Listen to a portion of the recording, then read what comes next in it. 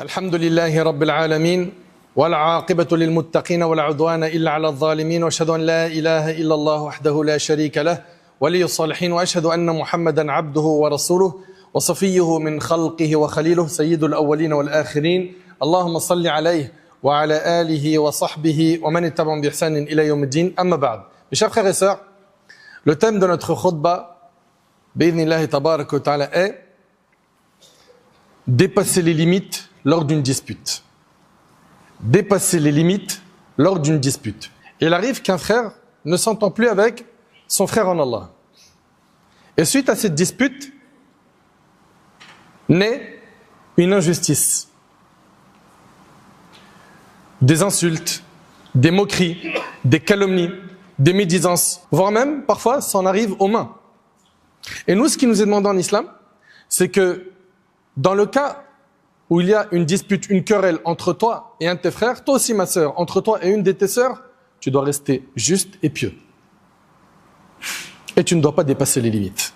Chers musulmans, l'hypocrisie est l'une des maladies les plus dangereuses pour la société. La présence des hypocrites dans la communauté, sous n'importe quelle forme, est un mal grave et un danger énorme.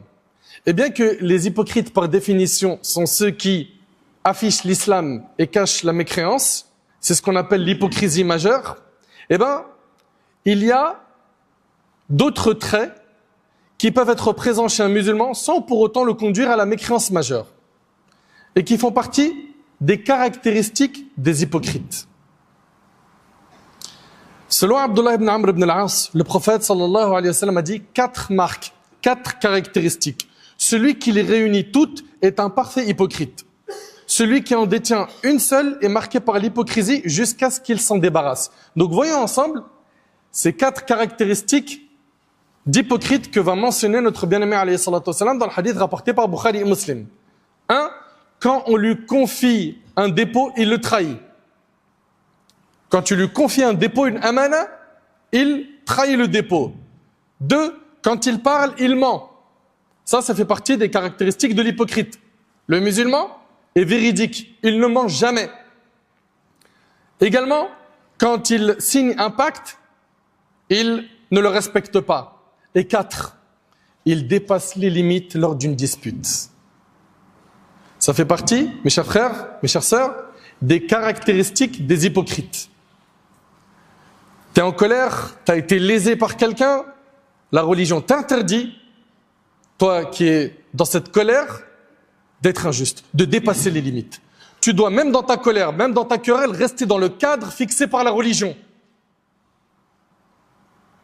Subhanallah, quand ils vont bien et qu'ils sont amis, c'est le Coran et la Sunna qui les régit, mais quand il y a une dispute, c'est les lois de la rue qui les régit. Je comprends pas. Vous êtes musulmans, que quand tout va bien, quand vous êtes en colère, vous êtes en dispute, vous êtes dans une querelle, ça y est, il n'y a plus d'islam. C'est Shaitan qui vous dicte le comportement à adopter. Vous êtes musulmans que quand tout va bien. Mais pourquoi on ne se remet pas en question? On parle ici d'une caractéristique d'hypocrite. C'est terrible. Dépasser les limites dans la dispute aux musulmans est un signe de faiblesse de caractère. Parce que quelqu'un qui est fort, c'est quelqu'un qui se maîtrise. C'est ce que nous a enseigné le prophète sallallahu alayhi wa sallam. Il a dit, le fort n'est pas celui qui terrasse ses adversaires, mais le fort est celui qui se maîtrise quand il est en colère. C'est lui le fort. Dépasser les limites dans la dispute est un signe de faiblesse de caractère, de manque de noblesse, de manque de dignité, d'arrogance. C'est un attachement finalement à quoi? À dunya. Parce que tu cherches quoi? La gloire. Tu cherches à satisfaire ton nafs. Tu suis les suggestions du diable. Alors que, subhanallah, le croyant qui raisonne, qui réfléchit, sait que chaque parole, chaque chose qu'il va écrire, que ce soit dans une feuille qu'il va par la suite faire parvenir à quelqu'un, ou dans un SMS ou un email ou autre, tout ce que tu écris, tout ce que tu prononces est également écrit dans ton livre par les anges. Et tu auras des comptes à rendre sur ça le jour du jugement. Allah Ta'ala dit « Ma yalfidhu min qawl illa ladayhi raqibun atid » Il ne prononce pas une parole sans avoir auprès de lui un observateur prêt à l'inscrire. Le croyant raisonnable, c'est qu'il ne prononce pas et n'écrit pas un seul mot sans qu'il ne soit comptabilisé. Chaque mot qui sort de sa bouche doit être calculé. Chaque lettre que tu écris doit être réfléchie. Le croyant s'abstient de parler sur les gens. En calomniant les gens, en étant dans la médisance, tu es en train de distribuer tes hasanat. J'ai une question à te poser. T'en as assez? T'en as assez, toi, des hasanat pour distribuer aux autres? Dans ta tombe, tu seras seul. C'est quoi? C'est juste pour calmer la haine que tu as dans ton cœur? Apaise-la d'une manière religieuse. Regarde comment le prophète sallam a fait. Non. Quand ils vont bien, c'est le Coran et la Sunna. Quand ils vont mal, c'est les lois de la rue. Inna lillahi wa inna ilayhi raji'un.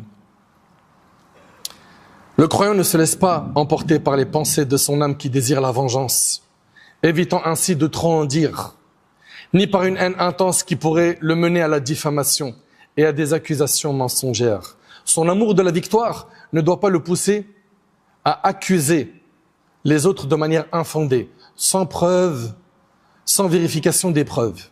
Mes frères et sœurs, ce comportement de dépasser les limites au moment d'une dispute, c'est un comportement injuste.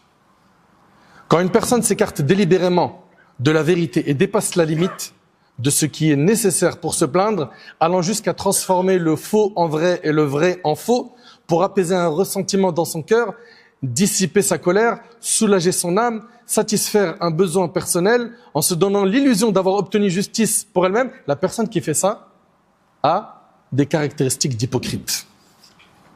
Et ce ne sont pas mes paroles, c'est les paroles du prophète sallallahu alayhi wa sallam.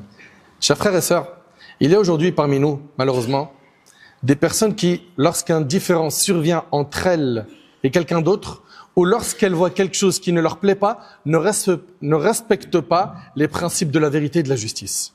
Elles vont au-delà, vers le mensonge, l'injustice, et se réjouissent d'avoir un langage acerbe ou une plume habile pour embellir leurs accusations avec des mensonges, les rendant plus convaincantes et influençant les gens à se ranger de leur côté contre leur adversaire, tout en les induisant en erreur, leur faisant croire qu'elles sont dans leurs droits, bien qu'elles sachent pertinemment qu'elles n'ont aucune légitimité. Aïcha radhiyallahu anha relate que le prophète sallallahu alayhi wa sallam a dit « Le plus détesté des hommes auprès d'Allah est le querelleur invétéré ». C'est rapporté par Bukhari et Muslim.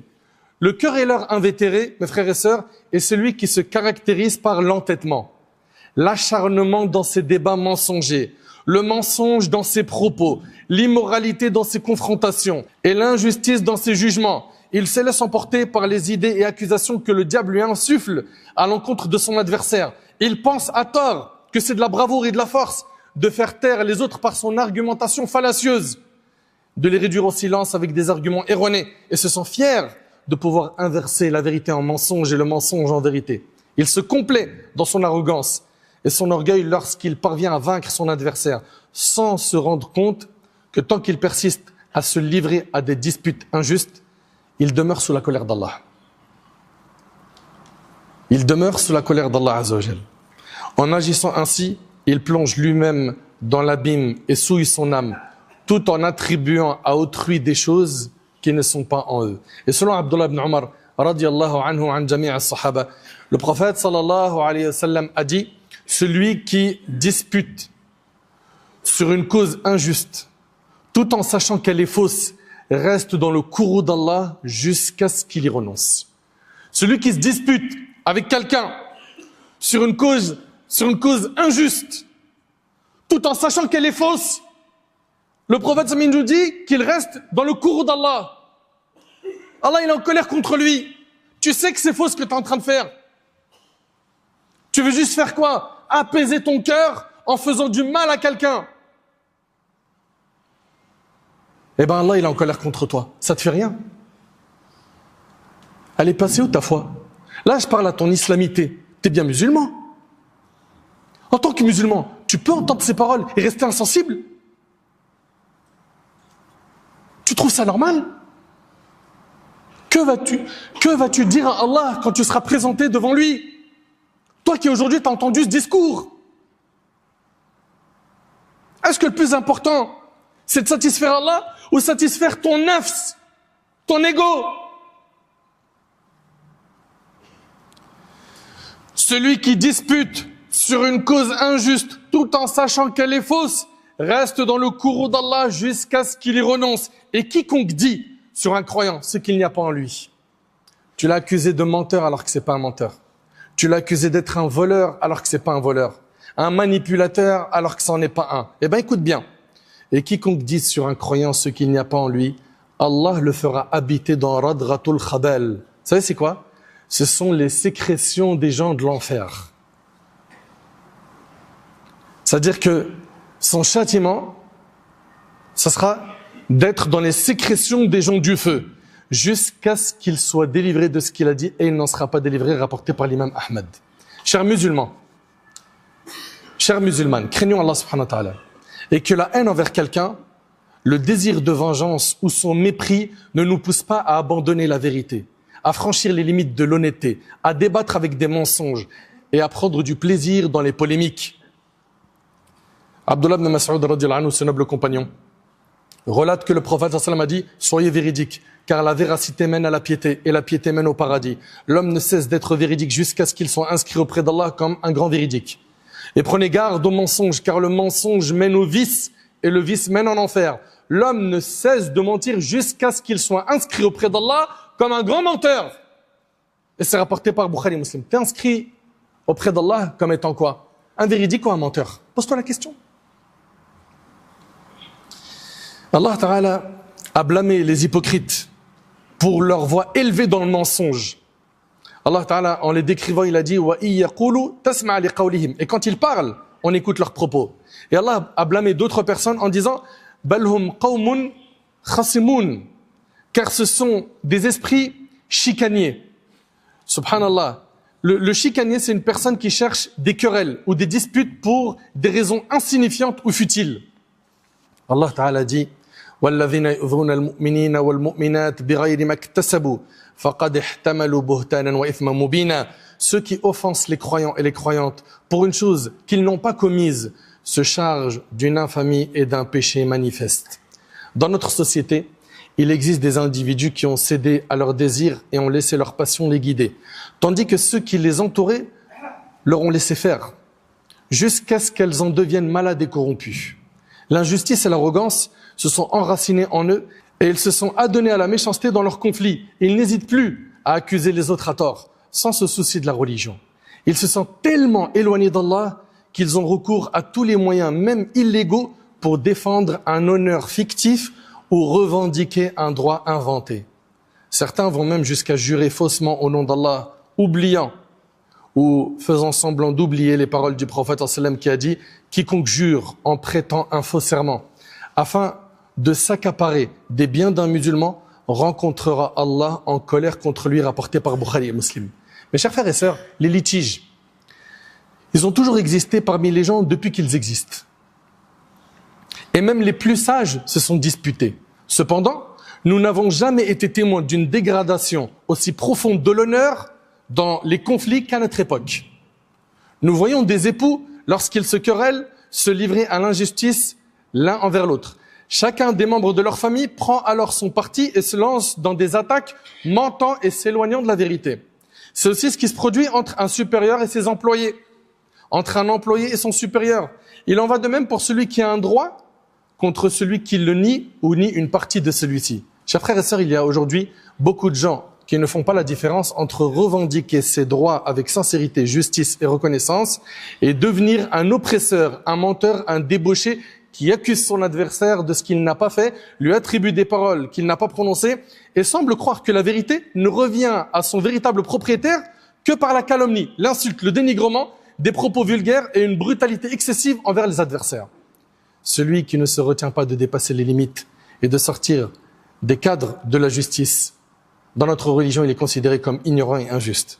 Allah Ta'ala a dit وَلَا يَجْرِمَنَّكُمْ شَنَآنُ قَوْمٍ عَلَىٰ أَنْ لَا تَعْدِلُوا اعْدِلُوا هُوَ أَقْرَبُ لِلتَّقْوَى.